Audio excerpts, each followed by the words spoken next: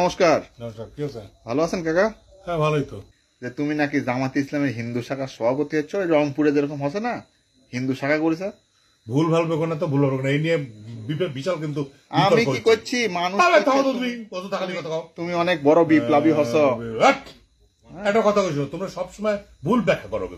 রংপুরে যেটা হচ্ছে সেটা হচ্ছে রংপুরে যেটা হচ্ছে সেটা কি তোমরা জানো কি হচ্ছে?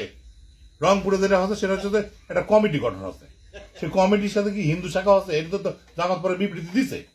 আরেকটা কথা বলি, জামাত ইসলামী যদি হিন্দু শাখা করেও থাকে, হিন্দু শাখা বা অন্য ধর্মাবলম্বীদের জন্য যদি শাখা করেও থাকে, সমস্যা আছে তোমার কোনো?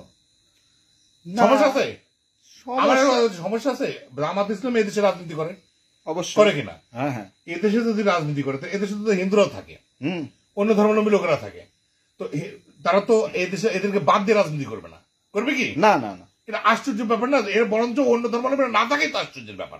অবশ্যই তোমরা এমন ভাব করতেছ যে মনে হয় জামাত ইসলাম অন্য কোনো গ্রহের দল, অন্য কোনো জায়গার দল, সেটা বাংলাদেশের দল, তাই কিনা? এখন একটা কথা বলি, হ্যাঁ তারা হয়তো এরকম হতে পারে যে হচ্ছে হলো যে তারা হতে পারে যে ইসলামী রাষ্ট্র কায়েম করতে চাইতে পারে, তাই না? তাহলে পরে অন্য ধর্মাবলম্বীরা তাহলে ইসলামী রাষ্ট্রের সাথে তারা মানে যায় কিনা, এই তো প্রশ্ন হতে পারে, তাই না? হিন্দু মানুষও আমি কি করে জামাত ইসলামে যাইতে পারি, এই প্রশ্ন তো তোমার হতে পারে। তোমাকে আমি একটা ব্যাখ্যা করে করছি, শুনুন, সত্যি কথা, বুঝা নাই আমি তোমাকে, বুঝো কিন্তু। ঘটনা হচ্ছে জামাত ইসলাম একটা দল, সেই তোমরা তো অনেক দলে অনেকই দেও, তো আমি তো গণতান্ত্রিক রাষ্ট্রে বাস করি, তাই না? এই গণতান্ত্রিক রাষ্ট্রে বাস করে এখন বহু সরকার হচ্ছে, আওয়ামী লীগ গেছে, বিএনপি গেছে, জাতীয় পার্টি গেছে। এই সংখ্যালঘু হিসেবে আমার নিরাপত্তা কোন দলটা দিচ্ছে এই গণতান্ত্রিক রাষ্ট্রে? আমার মন্ত্রী ভাঙা আছে, হিন্দুর উপর নির্যাতন আছে, হচ্ছে কিনা? রোধ করতে পারে সেই সরকার? না, তুমি কি তাহলে পাল্টি মেরে? না না না না, পাল্টি মারে, তুমি আমার কথা শুনো আগে, কথা আমার ব্যাখ্যা না শুনে তুমি ভুল ব্যাখ্যা করবে না। কোন দল কি এই ইয়ে করতে পারছে? আর তুমি একটা দেখো, 7টা ইসলামিক রাষ্ট্রে কোন যদি দেশে ইসলামিক আইন প্রতিষ্ঠিত হচ্ছে, সে দেশে অন্য ধর্মাবলম্বীর উপর অত্যাচার হয় কিনা? হয় কি? আমার জানা মতে কোন ইসলামিক রাষ্ট্রে অন্য ধর্মাবলম্বীদের উপর অত্যাচার হয় না। বাংলাদেশে যদি কোনো হিন্দু বা আমরা যদি চাই যে নিরাপত্তার সাথে থাকতে, আমরা জামাত ইসলাম সমর্থিত লোকের সমস্যা কোথায়? তোমরা আমাকে ফুসকিরি মারিচ্ছ, তুমি জামাত ইসলামে একটা মাত্র ট্যাক্স ছাড়া, এই 71 সালের পর থেকে জামাত ইসলামে খালি রাজাকার ট্যাক্স ছাড়া আর কোন দিকে দোষী দিতে পারবে কো? তোমরা যে কিছু হলেই করো রাজাকার রাজাকার, আরে বাবা রাজাকার, তারা কয় টাকা দুর্নীতি করেছে তুমি উদ্ধার করতে পারবে? ইতিপূর্বে বিএনপির সাথে তারা সরকারে ছিল, তুমি দেখাও যে দুটো মন্ত্রী ছিল, সেই মন্ত্রী দূরে কোন রকম তোরা অন্যায় পাচ্ছ, তারা একটা দুর্নীতির খবর পাচ্ছ?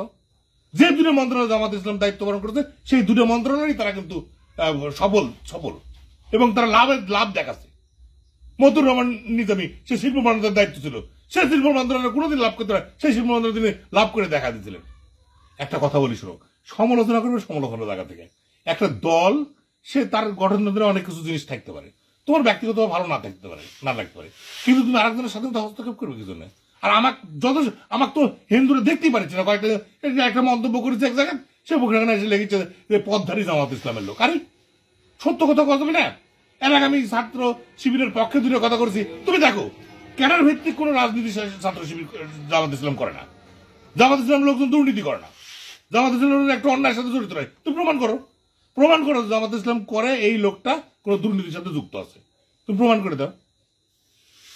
না সে তো তাই, তুমি একটা ছাত্র শিবিরের লোক একটা বিড়ি সিগারেট একটা নেশা করে, দেখাও তুমি আমার প্রমাণ করে, কারো মাথার বাড়ি দিয়ে টাকা পয়সা রেখাছে দেখাও। আর তোমার এলাকার ফিটিং বাজি দেখো, কত ফিটিং বাজ হচ্ছে এই 17 বছর হতে রাখি, এখনো চলিচ্ছে ফিটিং বাজ। মদ গাঁজার ব্যবসা কারা নিয়ন্ত্রণ করছে? একটা জামাত ইসলামের সালবেল দেখে দেবে না, একটা জামাতের নেতা জড়িত দেখে দেবে? তোমার ভালো লাগছে না রে ভাই? এই তো তোমরা সত্যি কথা তোমার কাছে সহ্য হয় না, বুঝতে পারছো? এখন তোমরা আমাকে জামাতের হিন্দু শাখার সভাপতি বানা দিচ্ছ, জামাতের ইসলামের এই করেছো সেই করেছো। হ্যাঁ, তোমার মুখ তো সাদা দানা, একটু পাঞ্জাবি পরেছি, তোমার বোধ তোমার শাসি ভালো করে রং করে দিলে পাঞ্জাবি পরে থেকে তোমার মনে হচ্ছে যে আমি তো জামাত ইসলামে যোগ দিচ্ছি। আমি তো করছি না এই কথা, তোমার ভাইস্তেরাই সব করছে গোটা নাটোরে। শোনো, জামাত ইসলামে যোগ দিলে দিব, সমস্যা আছে, কিন্তু একটা কথা কই, আমার পেশার সাথে তো আসলে আমি কোনো রাজনীতি সাপোর্ট করতে পারি না। পারি কি না? একজন আমি সাংবাদিক হিসেবে তো আমি রাজনীতি করতে পারি না। আমার একটা নিরপেক্ষ ভূমিকা থাকবে, তবে সত্যকে সত্য বলতে হবে, ক্যাডার ভিত্তিক রাজনীতি বন্ধ করতে হবে, ন্যায় নীতির রাজনীতি ছাড়া মানুষের কাছে যাওয়া যাবে না। হ্যাঁ, সারা জীবন তো লুটপাট করে খাইলে তোমরা, দেশটা তো তসুরপাত করে দিছ, বিদেশে বাড়ি গাড়ি কোন কার নাই, কারে নাই। যাও, এত কথা কিসের? না তুমি খেপিচ্ছ কে? তুমি নিছ তুমি বুঝা গেছে তুমি যাচ্ছ। আবার আপনি যাচ্ছি মানে? আমি সত্য কথা করছি, আমি কোন দলের সাথে যুক্ত নাই। তোমাকে দেখে আমরা আগাবো।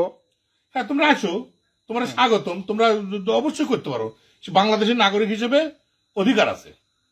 হ্যাঁ, তোমরা সারা জীবন মদিনা সনদ করে আসলে, কিন্তু কোনোদিন বাস্তবায়ন করলে না। একটা দল বাস্তবায়ন করতে ইচ্ছে করে দেখ না কে, সমস্যা কি তোমার? সবাই সুযোগ পাচ্ছে, এরা পাবি না, একটাবার পাওয়া উচিত না? দাও, আমার সাথে তোমরা ফাইজলাম করো না, সত্যি কথা ধরে সুযোগ পেলাম। সত্যি কথা তো তোমরা বুঝতো না। তোমরা প্রমাণ করে দাও, দুর্নীতি প্রমাণ করো না। কিছু যে আগাছেও তুমি তা বোঝা যাচ্ছে, আমাকে বোঝানোর ভাবে। এই